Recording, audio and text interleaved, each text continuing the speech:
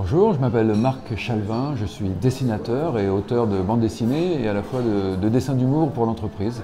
La BD a pris un essor ces dernières années vraiment très important pour raconter les choses graphiquement et à la fois avec du texte et de l'image. Donc ce mélange texte-image permet de montrer un peu plus à la fois les non-dits et à la fois le fonctionnement du travail. C'est vraiment aussi une façon d'apporter à des gens qui peut-être ne s'intéresseraient pas des connaissances sur ce milieu-là, ou toxiques ou bénéfiques, mais voilà, parce qu'on sait bien que la BD maintenant est un média qui touche tout le monde. Vraiment une BD qui m'a marqué, c'est Résidence Autonomie. Elle a un côté très trash et très cru dans le trait, et ça correspond exactement à ce qu'il vit dans son travail, puisqu'il s'occupe en fait, de personnes âgées et du manque de moyens qu'on donne aux gens qui travaillent dans ces milieux-là pour s'occuper des gens. Donc il a 45 personnes dont il doit s'occuper, à la fois il les déteste, à la fois il les adore. Et ce qui est vachement bien dans ce bouquin, c'est qu'il ne prend pas parti, il montre son travail, il montre aussi la façon dont il peut les détester, et qu'eux-mêmes, les vieux, ils sont là, ils n'ont rien demandé, ils ne sont pas forcément agréables avec lui. Et à la fois, en une phrase, on peut voir la façon dont les gens sont en détresse, sont vieux, sont abandonnés, et lui, ça le touche, il essaye de prendre de la distance.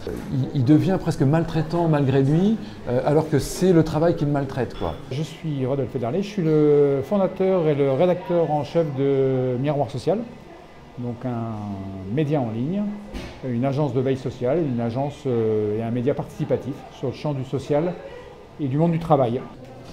Alors le monde du travail, il peut être un peu aride et pas donner envie de s'y plonger. Justement, un des intérêts de la bande dessinée, c'est de nous faire rentrer dans des univers facilement, plus facilement que dans la lecture strictement écrite. Il y en a deux qui m'ont marqué, et deux où j'ai appris beaucoup de choses, donc on peut apprendre par la BD. La première, c'est une BD qui est assez longue, qui fait plus de 300 pages, donc qui raconte une histoire de A jusqu'à Z, une histoire vécue, linéaire, qui nous permet d'appréhender toutes les nuances du monde du travail. C'est pas d'un côté, il y a les méchants patrons, les gentils salariés, etc. Et que c'est beaucoup plus nuancé que ça. Et la BD peut permettre d'illustrer un peu ces contradictions, ces difficultés, ces contraintes. Et ça transparaît très bien dans les BD en question, du moins dans une. Et dans la seconde, j'ai beaucoup apprécié l'analogie entre le métier qui est décrit et le rythme de la BD. C'est un métier dans la logistique où il faut aller très vite, etc. La BD se lit super vite. Vous l'ouvrez, une demi-heure après, 3/4 d'heure après, vous l'avez terminé, et vous ne l'avez pas posé.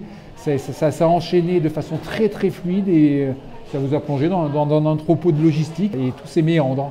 Éric Scherer, président du syndicat, le CECI, adhérent à l'UNISA, donc syndicat des employés du commerce et des interprofessionnels, et on couvre l'ensemble du secteur du commerce et des services.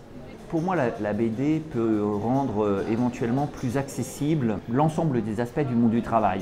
On peut aborder à travers la BD soit des choses qui peuvent être joyeuses et agréables, parce que le monde du travail peut aussi être joyeux et agréable, soit des choses extrêmement dures, tendues, et la BD permet un peu plus de distance, soit de dramatiser, soit de moins dramatiser des situations compliquées. L'idée vraiment pour moi de la BD du monde du travail, c'est de permettre de rendre accessible au plus grand nombre des expériences de vie ou d'environnement. Il y en a une que j'ai bien aimée, qui était celle qui, pour moi, dans la première sélection qu'on a eue, était le plus, on va dire, une BD traditionnelle. Deux autres BD qui sont intéressantes, qui sont des témoignages de gens qui ont vécu des situations et qui le retraduisent en BD. Une plus légère et l'autre plus dramatique. C'est ce qui est très intéressant d'avoir à regarder, à lire et à se confronter avec des gens qui ont d'un horizon différent, et de discuter des choses. Et cette confrontation, ça enrichit, ça permet de voir comment les uns et les autres se positionnent sur un sujet qui est la bande dessinée. Et quand on dit grand public, je pense bande dessinée, tout le monde a une vision, Astérix et Obélix, Tintin, voilà. Et finalement non, c'est ça, mais ça peut aussi être autre chose.